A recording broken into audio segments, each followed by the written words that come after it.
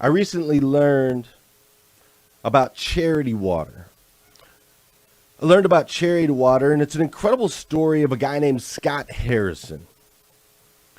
And Scott Harrison was a promoter. He was a nightclub promoter for years and years in the city of New York. He'll tell you that he grew up with Christian background. His dad was a preacher. His parents were very into their faith and into their church, and he grew up in that background. And as he got a little bit older, as he hit 18, he ended up hitting the nightclub scene. He went ham, right? Y'all know how it is. He went wild. The boy went wild, and he realized that he was really good at bringing people together. He was really good at promoting and throwing these parties and so on and so forth. So he went into this scene for 10 years where he was drunk or high or both, chasing women, flashing the rollies, doing all that stuff for a decade. For a decade. And then he was with his friends over on an island. They were partying for 3 days, and he realized, like, dude, this is not, I do not find fulfillment in this. I do not find joy in this. It's not healthy.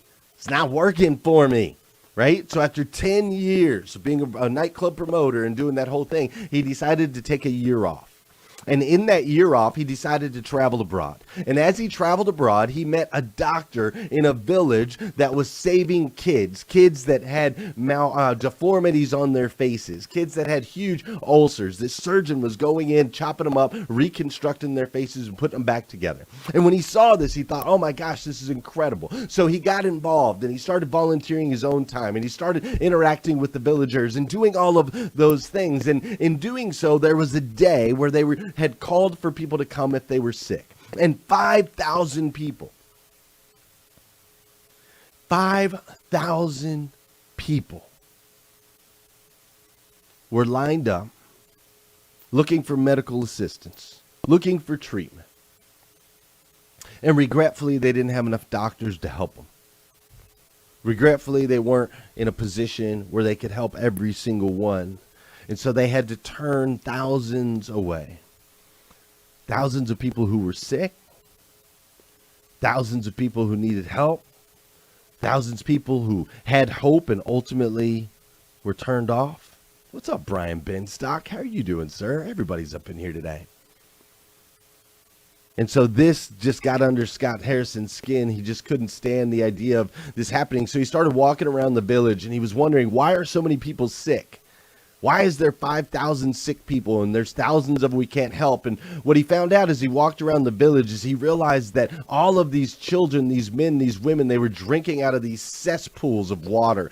These cesspools that were filled with bugs and worms, and the animals themselves were bathing in the pools of water. It was dirty water. And not only was it dirty water, but most of the women in the village and the children in the village were sent hours away. They would have to walk 12 miles to get some dirty water and bring that dirty water back to their families, and people were dying of dysentery and all sorts of other diseases, and they were getting all these abnormalities, and all these different things were going on. And so Scott was like, wait a minute, this isn't cool. So he went back to New York, and he did the only thing that he knew, which was he brought people together. He brought 700 people together at $20 a head. Somebody donated a club, they donated the liquor, and at $20 a head, he was able to raise $14,000, and he went overseas, and he planted a well in the middle of a village that didn't have clean water. And as he planted that well, he also decided, we're going to do more of this. And he ended up ultimately developing a charity called Charity Water that has now provided good, clean water to over 11 million people worldwide. 11 million people worldwide. You see, Scott Harrison took his gifts, and he's now uniting people and ultimately changing the world.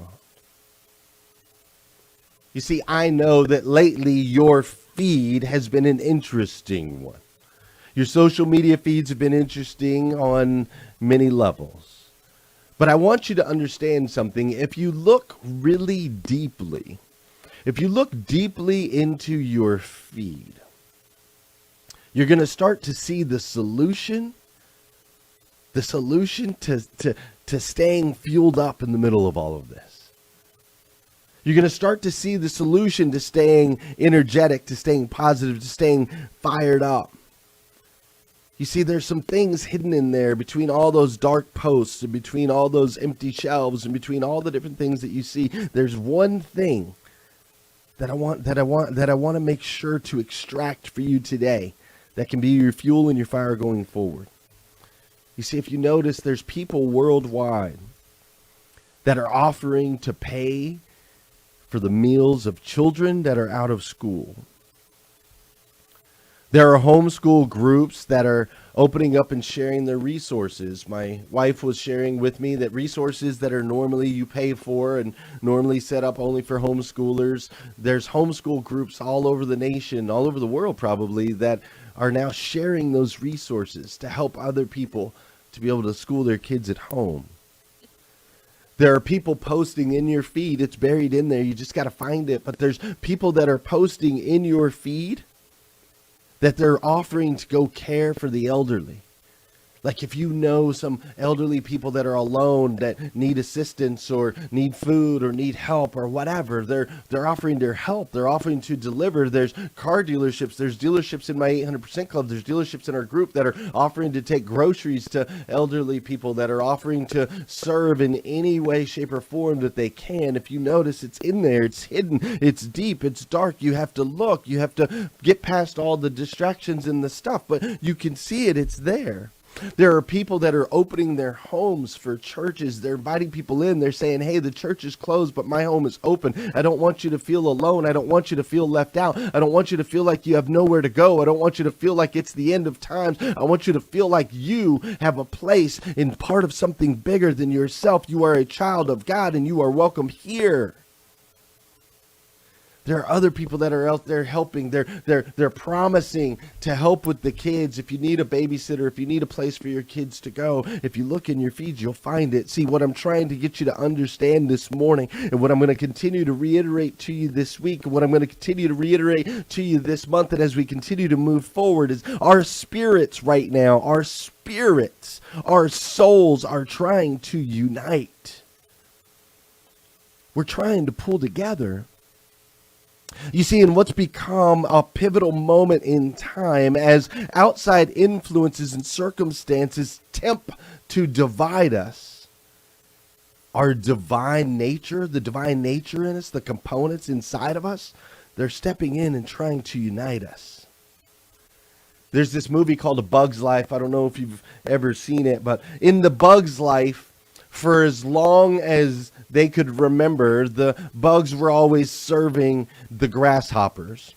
The ants were serving the grasshoppers, and they would harvest enough food for themselves, but then they would also harvest enough food to feed the grasshoppers. And over time, there was one ant that stood up and said, wait a minute. There's far more of us than there is of them.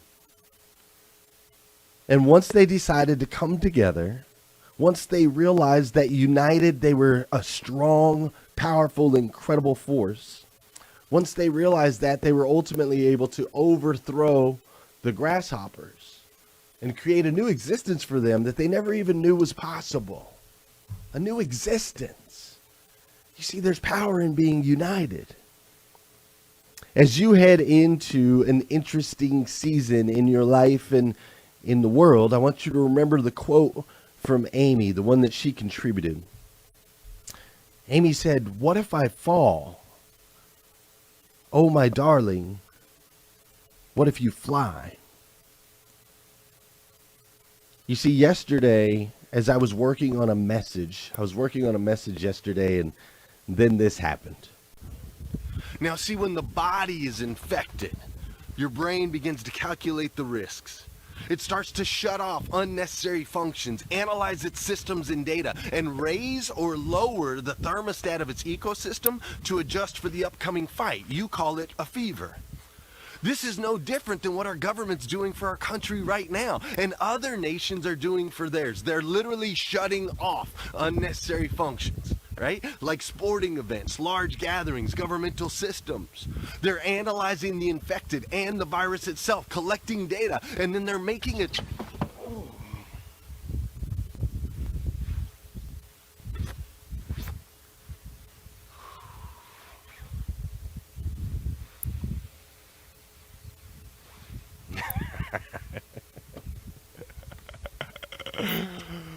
Oh, we're gonna have to give that one to Brandon for the blooper reel. That sucked.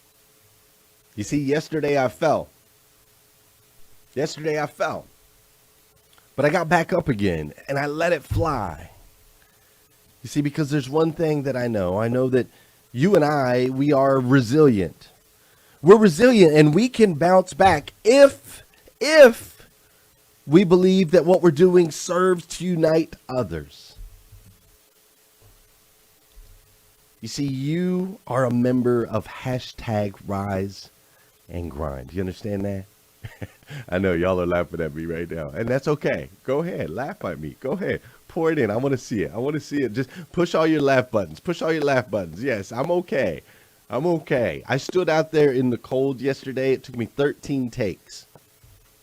13 takes. I was standing out there in the cold. I wanted to make sure that the camera was at a certain level. I have a brick wall that sits on a slope. I had the steps from my hot tub. The steps from my hot tub were sitting on that slope at an angle. I was standing on that, making sure that we were at eye level so you and I could have a conversation. I was doing take after take. I was doing different camera angles. I was messing up my words. I was doing all those different things, and it was snowing outside. It was freezing cold, and here we were, take after take after take after take, and apparently the steps just kept getting wetter and wetter and wetter from the snow until ultimately down I went.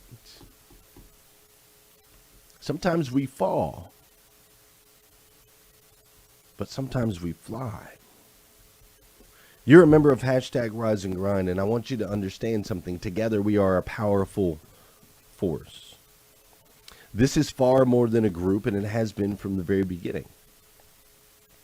Has been from the very beginning. It's far more than a group. We've done amazing things. We've created incredible relationships. We basically were able to connect and unite online in a way that's never been done before. We've raised money for charities. We've created an army of troops. We've got the views. We've stayed consistent. Ain't nobody else been able to do this. There ain't nobody else out there that's been able to come together 571 times, or 571 times at 5:30 in the morning. Are you kidding me? What we have is something incredibly special. Together, a powerful force. It's more than a show. It's a movement. And so today, I need you to pick your butt up and start doing what it is that we do. What we do here in hashtag Rise and Grind is we provide motivation, education, and inspiration for the rest of the world. What we do here in hashtag Rise and Grind is we make sure to fill the people's feeds with the things that unite them, not the things that divide them. What we do here in hashtag Rise and Grind is we continue to reach out and seek all of those who might feel alone, who might feel afraid, who might feel like they're not valued or have zero worth. We seek them down, we hunt them, we find them, and we bring them here, and we change the way they start their day. That's what we do in hashtag Rise and Grind. At some point in your life, God brought you to this show. At some point in your life, God brought you to this group. And I need you to understand that united, we can make a massive impact on this planet. Just like my friend Amy, just like Scott, just like the ants in a bug life. So I'm calling on you right now, this morning. You need some energy, you need some fire. You need to know, hey, Glenn, what do I do in these trying times? Maybe I'm not feeling it. Maybe I'm a little lethargic. Maybe I'm a little scared. Maybe I'm a little fearful. Maybe you're one of those things and you say, Glenn, what do I do? I want you to start remembering what you're here for. You're here to help me. You are here to help me unite people around the world with motivation, education, and inspiration. That's your role. That's your job. That's why you're here. So if you're a business owner, I need you to motivate, educate, and inspire. If you work some company and people around you are negative, I need you to motivate, educate, and inspire. Don't feed into it. Don't post all the stuff that's going to help bring other people down. Don't get into the debates. Don't get into the argument. Instead, motivate, educate, inspire. I want to see more posts in this group than ever before. I want to see more positive posts on your feeds than ever before. I want you to seek opportunities to serve like you've never done before. You need energy, you need fuel, you need fire, then go out there. And yes, you might fall, but guess what? You just might fly. You just might fly. So I'm going to start. I told you earlier, stick around till the end. Here's what I'm going to do. If you invite 10 people to become members of hashtag Rise and Grind. You share today's episode of hashtag Rise and Grind. Do those two things. Invite 10 people, share today's episode of hashtag Rise and Grind. And tomorrow, actually all week, I will give away Rise and Grind gear. I'll draw from the people that share and invite, and I'll shoot you some Rise and Grind gear so you can wear it proudly, so that you can show the rest of the world that we are part of something bigger, something that is designed to unite, not to divide. We are children of God, my friends, children of God, uniquely made by the God of the universe, the God that made everything, made you to be the best version of yourself that you can possibly be. And there are powers that be that are trying to shrink you, retract you, make you feel small, instill you with fear. And I'm here to tell you, have no fear, my friend. You are a child of God, and your actions today have the ability to impact people's lives, your friends, your family members, your coworkers. You showing up right here makes an impact on me. You see my energy? You feel it?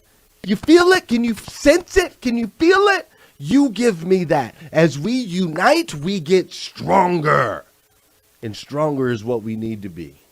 Listen, if you need more episodes like this, you go to GlennLundy.com. That's right. If you need more episodes like this, go to GlennLundy.com.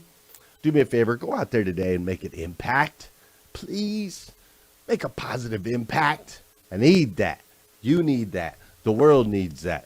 Laugh a little bit. Have some fun. It's going to be all right. Everything's going to be amazing. And then come back here again tomorrow morning, 5:30 a.m. We'll do it all over again on hashtag Rise and Grind. They're analyzing the infected and the virus itself, collecting data, and then they're making a